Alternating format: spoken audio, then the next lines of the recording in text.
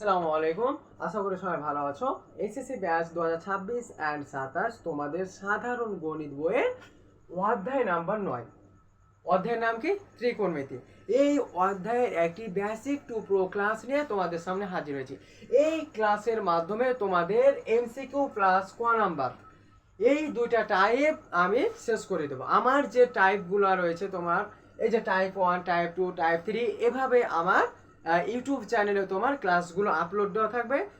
Play লিস্টে পাবা, আমার চ্যানেলেই পাবা, ভিডিওতে থাকবে তোমার।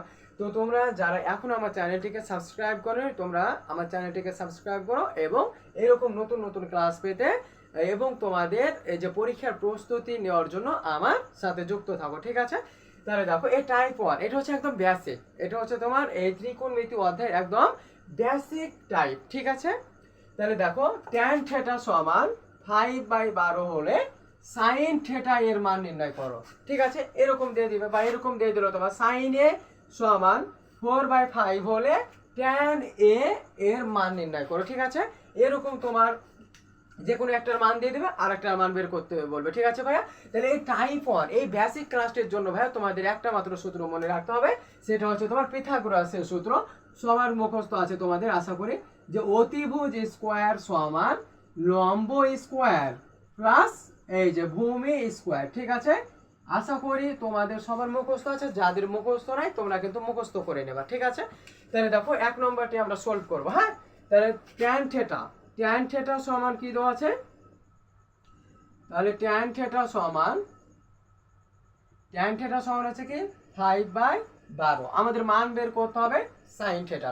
তাহলে এই যে এটা একটা সূত্র পিথাগোরাসের। আরেকটা কথা হচ্ছে তোমার এই যে tan theta, sin theta, cos theta, sec theta এইগুলোর তোমার একটা বেসিক একদম বেসিক তোমার সূত্র আছে, ঠিক আছে? যে দেখো এই যে একটা আমি যদি সমকোণী ত্রিভুজ আঁকি, এটা হচ্ছে সমকোণ, এই যে এ বি সি, ঠিক আছে? এই যে দেখো তাহলে tan থিটার একটা সূত্র হচ্ছে তোমার যে tan থিটা একদম বেসিক সূত্র, লম্ব বাই ভূমি, লম্ব বাই ভূমি। আমার এখানে মান বের করতে হবে কার sin থিটা। তাহলে sin থিটা সমান এই যে sin থিটা সমান কি লম্ব বাই অতিভুজ, লম্ব বাই অতিভুজ। তাহলে দেখো আমার এখানে tan থিটা সমান হচ্ছে কি লম্ব বাই ভূমি। তাহলে a5 কি লম্ব আর a12 হচ্ছে তোমার ভূমি। কিন্তু আমি যখন sin থিটার মান বের করতে যাব আমার লম্বর মান লাগবে আর কার মান লাগবে? অতিভুজের মান লাগবে, তাই না? তাহলে আমার এখানে মান আছে কার? tan থিটা সমান লম্ব বাই ভূমি, তার মানে আমার লম্বের মান আছে, এই অতিভুজের মানটা কিন্তু নাই। তাহলে আমার অতিভুজের মান বের করতে হবে। তাহলে এই অতিভুজের মান বের করার সূত্র কি ভাই? এই যে পিথাগোরাসের সূত্র। কি দেখো যে অতিভুজ স্কয়ার সমান কি লম্ব স্কয়ার প্লাস ভূমি স্কয়ার। তাহলে আমার মান বের করতে হবে কার? অতিভুজের, ঠিক আছে?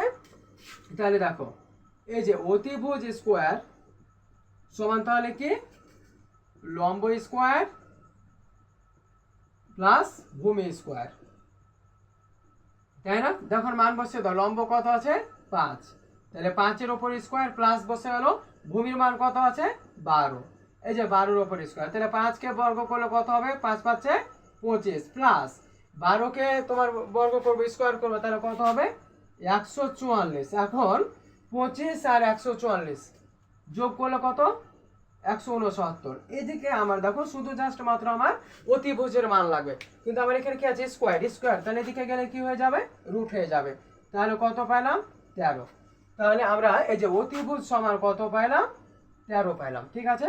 যে অতএব অতি সমান দেখো অতিভুজ সমান কত? 13। তাহলে আমরা কি এভাবে লিখে লিখতে পারি না? অতএব sin থিটা সমান কত? তাহলে sin থিটা সমান কি লম্ব, লম্ব আমার এখানে কত আছে 5 আছে, আর অতিভুজ কত পেলাম? এই যে 13। এটাই হয়ে গেল আমার অ্যান্সার। এভাবে করতে পারো। আবার যদি মনে করো যে না আমি এভাবে করবো না, আবার দেখো এই যে ত্রিভুজ আছে না, এই যে ত্রিভুজ সমকোণী ত্রিভুজ। একটা কথা মনে রাখবে, ত্রিকোণমিতি অধ্যায়ের জন্য জাস্ট একটা মাত্র ত্রিভুজ ব্যবহৃত হয়, সেটা হচ্ছে ত্রিকোণমিতির অধ্যায়ে আমাদের একটা মাত্র ত্রিভুজ, সেটা হচ্ছে কি সমকোণী ত্রিভুজ, ঠিক আছে? তাহলে দেখো এই যে এটা হচ্ছে কি লম্ব, এই যে কোণ আছে না থিটা, এই থিটার বিপরীত বাহুটাকে লম্ব, আর কোণ উৎপন্ন করে সবসময় কার সাথে? ভূমির সাথে। তাহলে এটা হয়ে গেল আমার কি এই যে ভূমি, ঠিক আছে? আর এটা তো অলওয়েজ অতিভুজ, এই যে সমকোণের বিপরীত বাহুটাকে অতিভুজ। তাহলে দেখো আমার এখানে এই যে দেখো থিটা আর এটা হচ্ছে সমকোণ এ বি সি, ঠিক আছে। তাহলে দেখো এখানে লম্ব, লম্ব হচ্ছে 5, tan থিটা সমান কি লম্ব বাই ভূমি না, তাহলে লম্ব হচ্ছে কত 5 আর ভূমি হচ্ছে কত এই যে 12। তখন আমরা কি করতে পারি, এখানে এভাবে লিখতে পারি যে অতিভুজ, তাহলে আমার কি এটা হচ্ছে অতিভুজ, তাই না। তাহলে আমি এটার মান পেলাম কত এই যে 13, অতিভুজের মান পেলাম কত 13। এখন তোমাকে যারই মান বলো তুমি তারই মান বের করতে পারবো। ধরো আমার এখানে সাইন থিটা আছে, আমাকে যদি এখন দিয়ে দেয় কস থিটা, এই যে cos থিটার মান বের করো, তাহলে cos থিটা সমান সূত্র কি ভাই ভূমি বাই অতিভুজ, তাহলে ভূমি কত এই যে 12 বসে গেল, অতিভুজ কত এই যে 13 বসে গেল। এখন যদি তোমাকে বলে cot থিটা এর মান বের করো, কার cot থিটা, তাহলে cot থিটা তো আমার বেসিক সূত্র জানা লাগবে তাই না।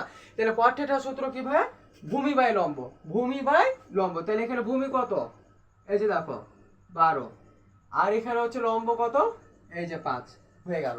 তাহলে এই বেসিক সূত্রতে মনে রাখবে ভাইয়া, সাইনের উল্টা হচ্ছে কোসেক, ট্যানের উল্টা হচ্ছে কট আর কসের উল্টা হচ্ছে সেক, ঠিক আছে। সেক থিটা সমান কি তোমার অতিভুজ বাই এই যে অতিভুজ বাই ভূমি, ঠিক আছে, এভাবে মনে রাখবে।